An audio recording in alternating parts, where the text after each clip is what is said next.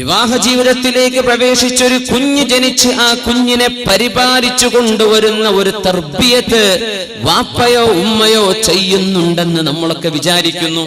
ഒരവകാശം നമ്മുടെ മക്കളോട് നമുക്ക് തോന്നുന്നു, അല്ലേ? എന്റെ കുഞ്ഞിന് ഞാനാ ഭക്ഷണം കൊടുത്തത്, എന്റെ കുഞ്ഞിന് ആവശ്യമായത് വാങ്ങിക്കൊടുത്തത് ഞാനാണ്, അപ്പൊ ഞാൻ പറഞ്ഞത് കേൾക്കണം. റബ്ബനാ, നിങ്ങളുടെ രക്ഷിതാവായ അല്ലാഹു ഇത് തന്നെയല്ലേ നിങ്ങൾക്ക് ചെയ്തു തരുന്നത്? അപ്പൊ അല്ലാഹ് പറഞ്ഞത് നിങ്ങൾ കേൾക്കണ്ടേ? ആലോചിക്കാം. നിങ്ങളെ മക്കള് നിങ്ങളാണ് വളർത്തുന്നത് എന്നതുകൊണ്ട് എന്റെ മോൻ ഞാൻ ആഗ്രഹിക്കുന്നത് പോലെ എന്റെ ഇഷ്ടം പോലെ വളരണമെന്നും അവരെ വളർത്തിക്കൊണ്ടുവരുന്നവൻ ഞാനാണ്. അതുകൊണ്ട് എന്റെ മക്കളോട്, എന്റെ മക്കൾക്ക് ഞങ്ങളോട് പ്രതിബദ്ധതയോ സ്നേഹമോ വേണമെന്ന് ഒരു ബാപ്പയോ ഉമ്മയോ ന്യായമായും കൊതിക്കുന്നുണ്ട്. എന്തുകൊണ്ട്? റബ്ബന എന്ന് പറഞ്ഞ പോലെ മക്കളെ ഞാൻ വളർത്തിയിട്ടുണ്ടല്ലോ. ഖുർആൻ പറഞ്ഞു, വവസ്വൈനൽ ഇൻസാന ബിവാലിദൈഹി ഹമലതുഹു ഉമ്മുഹു വഹ്നൻ അലാ വഹ്ൻ. അത്ഭുതമാണ് ഖുർആനിന്റെ പ്രയോഗങ്ങൾ. വവസ്വൈനൽ ഇൻസാന ബിവാലിദൈഹി, ഒരു മനുഷ്യനോട് അല്ലാഹു കൽപ്പിച്ചു, നിന്റെ ഉമ്മയെയും ബാപ്പയെയും ശരിക്ക് നോക്കണേ എന്ന്. മാതാപിതാക്കളുടെ കടമ ബാധ്യത അല്ല നമ്മുടെ വിഷയം. പക്ഷേ ഈ ദുആഇന്റെ അർത്ഥം കൊണ്ട് മനസ്സിലാക്കുമ്പോൾ ഇതൊക്കെ അറിഞ്ഞിരിക്കണം. അല്ലാഹു മക്കളോട് കൽപ്പിച്ചു, മാതാപിതാക്കളെ നോക്കണം, നന്മ ചെയ്യണം വാപ്പാക്കുമെന്ന്. എന്താ അടുത്ത അല്ലാഹു പറയണത്? ഹമലതുഹു ഉമ്മുഹു വഹ്നൻ അലാ വഹ്നിൻ. ഒരുപാട് ക്ഷീണവും ത്യാഗവും പ്രയാസങ്ങളും സഹിച്ചിട്ടാണ് ഉമ്മ നിന്നെ ഗർഭം ചുമന്നത്. എന്നിട്ടോ ഹംലുഹു വഫിസാലുഹു, നിന്നെ ഗർഭം ചുമന്നത്, നിനക്ക് മുലയൂട്ടിയത്. ഉമ്മാന്റെ കഥയാ പറയണത്. അള്ളാഹു പറഞ്ഞതോ ഉമ്മയെയും വാപ്പയെയും നോക്കണം, പിന്നെ പറഞ്ഞത് ഉമ്മാന്റെ കഥയാണ്. അപ്പൊ എന്തേ വാപ്പാനെ പറയാഞ്ഞത്? അള്ളാഹു തആല വാപ്പാനെ പറ്റി പറഞ്ഞിട്ടില്ല. വവസ്വൈനൽ ഇൻസാന ബിവാലിദൈഹി, മാതാപിതാക്കളെ നോക്കണമെന്ന് അള്ളാഹു മനുഷ്യനോട് വസിയ്യത്ത് ചെയ്തു. എന്നിട്ട് ഹമലതുഹു ഉമ്മുഹു വഹ്നൻ അലാ വഹ്നിൻ, നിന്റെ ഉമ്മ ഒരുപാട് ക്ഷീണത്തിനു മേൽ ക്ഷീണമായിട്ടാണ് നിന്നെ ചുമന്നു കൊണ്ടുവന്നത്. ഗർഭമുള്ള പെണ്ണുങ്ങൾക്ക് ഛർദിയോട് ഛർദിയാ, തിന്നാൻ വയ്യ, എണീക്കാൻ വയ്യ, മസിൽ കയറുന്നു, ഉറക്കം വരുന്നില്ല, എന്തെല്ലാം പ്രയാസങ്ങൾ. ഇപ്പൊ വാപ്പാനെ പറ്റി എന്തേ? വാപ്പാനെ നോക്കണം എന്നുള്ള പറഞ്ഞു, പക്ഷെ വാപ്പാന്റെ ഒന്നും പറഞ്ഞില്ല. എന്തുകൊണ്ട് പറഞ്ഞില്ല? വാപ്പ നമുക്ക് ചെയ്തിരുന്നത് മക്കൾ കാണുന്നുണ്ട്. വാപ്പയല്ലേ സ്ലേറ്റും പെൻസിലും ഒക്കെ, അതൊന്നും ഇപ്പൊ ഇല്ല, ആയിക്കോട്ടെ, നമ്മുടെ സ്കൂളിൽ പോകാനുള്ള സാധനങ്ങളൊക്കെ വാങ്ങിച്ചു തന്നത് വാപ്പയാണല്ലോ. അതൊക്കെ എനിക്ക് മേടിച്ചു തരുന്നത് വാപ്പയാണല്ലോ. സാധനം വാങ്ങിക്കാനുള്ള പൈസ തരുന്നത് വാപ്പയെ പറ്റി നമ്മൾ കാണുന്നുണ്ട്. വാപ്പ തർബിയത്ത് ചെയ്യുന്നുണ്ടോ, വാപ്പ നമുക്ക് എന്തോ നൽകുന്നുണ്ടോ എന്ന് കാണുന്നുണ്ട്. അപ്പൊ ഉമ്മ ചെയ്യുന്നത് നീ കാണും. നീ വിചാരിക്കും വാപ്പ കൊണ്ടുവരുന്നത് ഉമ്മ കുക്ക് ചെയ്ത് തരുന്നല്ലേ ഉള്ളൂ. ഉമ്മ എന്താ ചെയ്തത്? അത് ഓർമ്മിപ്പിക്കുകയാണ് അല്ലാഹു. നിന്റെ ഉമ്മ നിനക്ക് ചെയ്തത് നിനക്ക് ഓർമ്മയില്ലല്ലേ? ഹമലതുഹു ഉമ്മുഹു വഹ്നൻ അലാ വഹ്നിൻ, ഒരുപാട് പ്രയാസങ്ങൾ സഹിച്ചിട്ടാണ് മോനെ നിന്നെ ഗർഭം ചുമന്ന് പ്രസവിച്ചത് നിന്റെ ഉമ്മ. അതിനാ ഉമ്മാന്റെ കഥ പറഞ്ഞത്. വാപ്പാന്റെ നീ കാണുന്നുണ്ടല്ലോ. ഈ രണ്ട് വിഷയങ്ങൾ ചിന്തിച്ചുകൊണ്ട് അല്ലാഹു പഠിപ്പിക്കുകയാണ്, റബ്ബനാ, ഞങ്ങളുടെ രക്ഷിതാവേ, ഇങ്ങനെ ഞങ്ങൾ വളർത്തുന്ന മക്കൾ +2ന്റെ പ്രായമാകുമ്പോ, കോളേജിലേക്ക് പോകുന്ന പ്രായമാകുമ്പോ, ശരീരത്തിൽ ഒരൽപ്പം മസിലുകളും പേശികളൊക്കെ ഒന്ന് ബലിഷ്ഠമാകുന്ന നേരമാകുമ്പോൾ സ്വന്തം വാപ്പയെയോ ഉമ്മയെയോ തള്ളി പറഞ്ഞാൽ അത് സഹിക്കാൻ, ഇവിടെ കൊണ്ടുപോയി വെക്കാൻ മാതാപിതാക്കൾക്ക് കഴിയും. എവിടെയാണ് സങ്കടം വെക്കുക? എങ്ങനെയാ നമ്മളെ മക്കളെയൊക്കെ നോക്കുന്നത്? അവർക്ക് ചൂട് വെക്കുന്നുണ്ടോ? അവർക്ക് പറ്റിയ ഡ്രസ്സ്, എന്തെല്ലാം ചുരുക്കുള്ള ഡ്രസ്സുകൾ, എന്തെല്ലാം ആഭരണങ്ങള്. അവരേറ്റവും നല്ല സ്കൂളിൽ പഠിപ്പിക്കണം, ഏറ്റവും നല്ല ഫുഡ് തിന്നണം, അവർക്ക് ഒന്നും കുഴപ്പം വരരുത്. യാ അല്ലാഹ്, കുട്ടികളെ ചൊല്ലിയിട്ടായിരിക്കും കുടുംബത്തിൽ കശപിശ വരെ ഉണ്ടാവുക.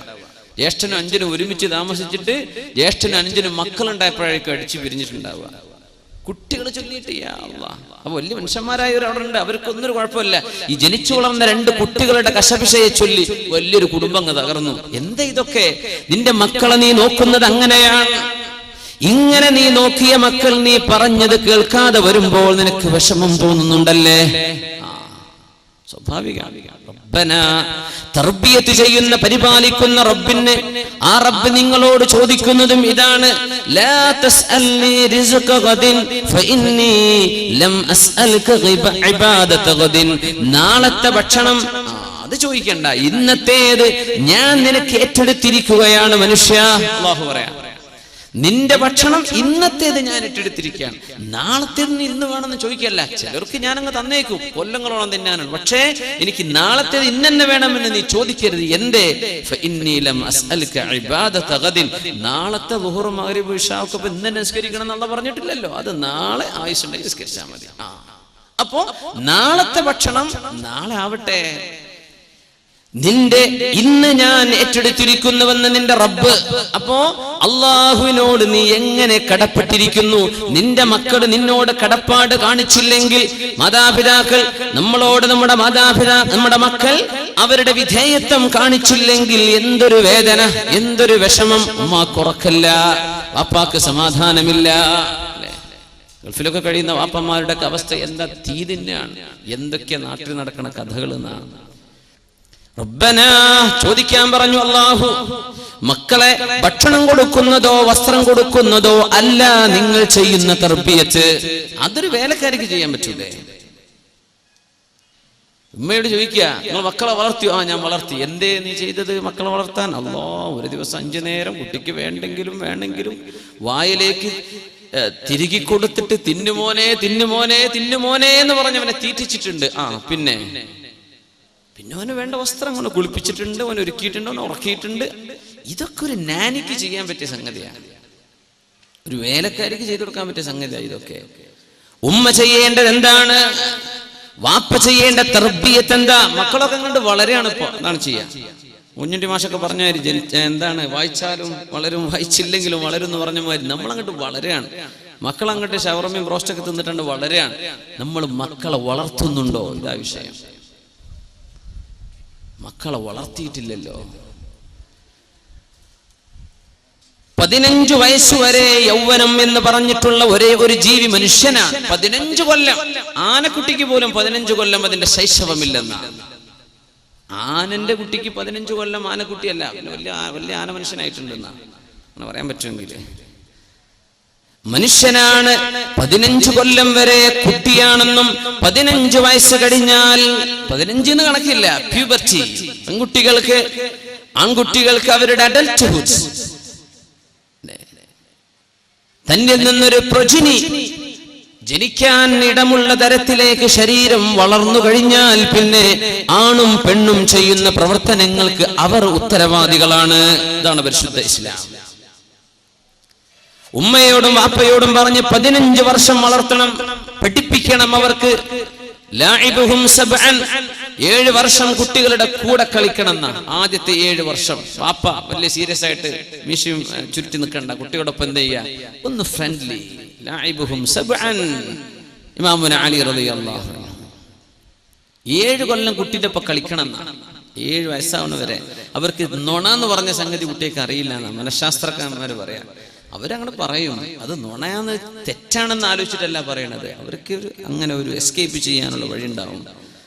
ലാഇബുഹും സബ്അൻ വഅദ്ദിബുഹും സബ്അൻ, 7 വയസ്സാകുന്നവരെ കുട്ടിയുടെ കൂടെ കളിച്ചോ. അടുത്ത 7 മുതൽ 14 വയസ്സുവരെ അദബ് പഠിപ്പിക്കേണ്ട സമയമാണ്. എങ്ങനെയാ സംസാരിക്കേണ്ടത് എന്ന് പറഞ്ഞു കൊടുക്കണം. മുതിർന്ന ആളുകളോട് വർത്തമാനം പറയുമ്പോ എന്തെങ്കിലും അവർ മിസ്റ്റേക്ക് ചെയ്താൽ അടുത്ത് വിളിച്ചിട്ട് മോനെ അങ്ങനെയല്ല കേട്ടോ പറയേണ്ടത്. കുട്ടികൾ അങ്ങനെയൊക്കെ പറയാം. കുട്ടികൾ ഭയങ്കര രസമല്ലേ, എന്തെല്ലാം കുരുത്തക്കേട് കാണിക്കുന്നു. നമ്മളൊക്കെ അന്തം വിട്ടു. കുട്ടികൾ എന്തെങ്കിലും കുരുത്തക്കേട് കാണിക്കുമ്പോൾ അമ്മ പറയും നിങ്ങളെ സ്വഭാവമാണെന്നല്ലേ, വാപ്പ പറയുന്നത് എന്റെ സ്വഭാവമാണ്. സംഗതി രണ്ടാമതുമാണെന്ന് പറയല്ലേ നല്ലത്. അദ്ദിബുഹും സബ്അൻ, ആ രണ്ടാമത്തെ 7 മുതൽ 14 വയസ്സുവരെയുള്ള കാലം അവർക്ക് നിങ്ങൾ അച്ചടക്കം പഠിപ്പിക്കണം. വസാഹിബുഹും സബ്ആ, 14 മുതൽ 21 വയസ്സുവരെ ആകുന്ന കാലം നിങ്ങളുടെ മക്കളുടെ നല്ല ഒരു കൂട്ടുകാരനായിട്ട് നിങ്ങൾ ജീവിക്കണം. അവരുടെ പ്രയാസങ്ങൾ അവർക്ക് പറയാനുള്ളത് തുറന്നു പറയാൻ പറ്റുന്ന ഒരാളായി ഉമ്മയോട്, പെൺകുട്ടികൾ അല്ലെങ്കിൽ ആൺകുട്ടികളോ ഉമ്മയോടോ വാപ്പയോടോ അവരുടെ പ്രശ്നങ്ങൾ, കൗമാരത്തിന്റെ പ്രശ്നങ്ങൾ ഉണ്ടാകും, തുറന്നു പറയാൻ പറ്റുന്ന അവസ്ഥയിൽ നിങ്ങളൊരു നല്ല ഉമ്മയും നല്ല വാപ്പയുമാകുക. പിന്നെ കയർ അവരുടെ തോളിൽ വിട്ടുകൊടുത്താൽ മതി, പിന്നെ നിന്റെ പണി തീർന്നു. ഉലമാ പറയാ 15 വയസ്സ് കഴിഞ്ഞിട്ടും വഴിതെറ്റിപ്പോകുന്ന മക്കളുണ്ട്. നന്നായിട്ട് പഠിപ്പിച്ചതാണ്, മദ്രസയിലൊക്കെ നന്നായിട്ട് പഠിപ്പിച്ചതാണ്, അന്നൊക്കെ സർട്ടിഫിക്കറ്റ് വാങ്ങിയതാ, റബീഉൽ ലെവലിന് കിട്ടിയ ക്ലാസിന്റെയും പ്ലേറ്റിന്റെയും കണക്കില്ല സമ്മാനങ്ങളെ. അങ്ങനെ പറയും, എന്റെ മോൻ എന്തൊരു ഉഷാറിൽ പഠിച്ച മോനാ, മദ്രസയിൽ 10, 15 അവനല്ലേ സർട്ടിഫിക്കറ്റ്, ജില്ലാതലത്തിൽ സ്റ്റേറ്റ് തലത്തിൽ, എനിക്ക് വയ്യ. ഇതൊക്കെ എന്താ ഇപ്പൊ ഈ മോന് പറ്റിയത്, ഇവൻ ഇങ്ങനെ ആയി പോകുന്നു ഞാൻ വിചാരിച്ചില്ലല്ലോ. അങ്ങനെ സംഭവിക്കുന്ന 15 വയസ്സ് വരെ അച്ചടക്കം പഠിപ്പിച്ച ഒരു ഉമ്മക്കും വാപ്പക്കും 15 കഴിഞ്ഞിട്ട് വഴിതെറ്റിപ്പോകുന്ന ചെറുപ്പക്കാരനെ കുറിച്ച് ചോദ്യമില്ല അള്ളാന്റെ അടുത്ത്. എന്തേ? ഉമ്മാക്കും വാപ്പാക്കും ചെയ്യേണ്ട ബാധ്യത 15 വയസ്സ് വരെ അത് നിങ്ങൾ ചെയ്തോ? ചെയ്തു. 15 കഴിഞ്ഞാൽ ഈ കിട്ടിയ തർബിയത്ത് ബോധിക്കുകയും ഇനി ഞാൻ ചെയ്യുന്ന പണിക്ക് ഉത്തരവാദി ഞാൻ തന്നെയാണെന്ന് തിരിച്ചറിയേണ്ട കുട്ടിയാണിത്. ഹൈസ്കൂളിൽ എത്തിയിട്ടല്ലേ എന്നല്ല പറയണ്ട, അവർക്കൊക്കെ എന്തെല്ലാം തിരിയുന്ന മനസ്സിലാക്കിയത്. അങ്ങനത്തെ മക്കൾക്ക് ഞാൻ പറയുന്നതോ ചെയ്യുന്നതോ ടെക്സ്റ്റ് ചെയ്യുന്നതോ കോൾ ചെയ്യുന്നതോ ഇതൊക്കെ ഞാൻ ഉത്തരവാദിയാണെന്ന് തിരിച്ചറിയാനുള്ള ബോധം നമ്മുടെ മക്കൾക്കായി കഴിഞ്ഞില്ലേ? അവിടുന്ന് അവരായിട്ട് വഴിതെറ്റുകയാണെങ്കിൽ മക്കൾ വഴിപിഴച്ചു പോയതിന്റെ കുറ്റം ഉമ്മാക്കും വാപ്പാക്കും ഇല്ല. എപ്പല്ല? നിങ്ങളെ പണി നിങ്ങൾ ചെയ്തിട്ടുണ്ട്, 15 വയസ്സ് വരെ പഠിപ്പിച്ചു കൊടുത്തിട്ടുണ്ട്, അതുവരെ അങ്ങനെ കൊടുത്ത് ഷവർമിൽ നിന്ന് നടന്നതാ കുട്ടികൾ. അങ്ങനെയാ വളർത്തിയത്. അഞ്ഞങ്ങാട്ട് കൂടെ ഒക്കെ നടക്കുക, നല്ല നല്ല ഫുഡ് എവിടെയുള്ളത് അതൊക്കെ തിന്നുക, അങ്ങനെ വളർന്നു. പിന്നെ വാപ്പ ഗൾഫിലെ ജോലിയൊക്കെ കഴിഞ്ഞ് തിരിച്ചു വന്ന് നോക്കുമ്പോൾ മക്കളൊക്കെ പിടുത്തം വിട്ടു പോയിട്ടുണ്ട്. എന്ത് ചെയ്യാൻ പറ്റും?